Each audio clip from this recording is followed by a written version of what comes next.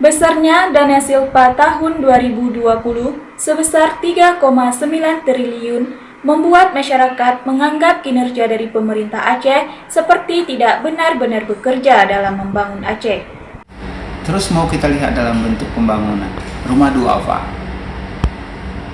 Berapa mereka mau bangun? 3.000. Nihil. Dari total APBA 14,4 triliun dan terdapat silpa sebesar 3,9 triliun tahun 2020. Melihat besarnya dana silpa 2020, bisa dikatakan kinerja pemerintah Aceh nihil atau tidak ada hasil.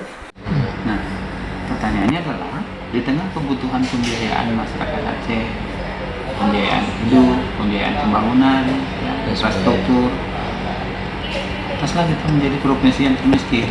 Apa sebab? Sebabnya karena pemerintahnya nggak ngerti belanja.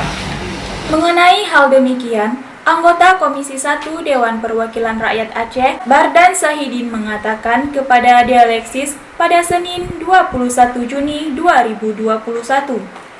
Kinerja keuangan pemerintah Aceh setelah diaudit oleh Badan Pemeriksa Keuangan, dana silpa ini harus dibelanjakan, namun harus adanya skema belanja dari pemerintah Aceh.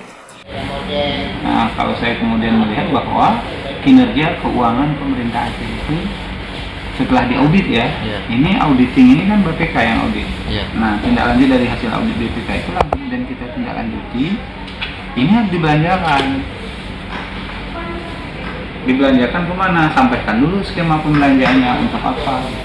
Dari Banda Aceh, Fazliana, Dialeksis TV.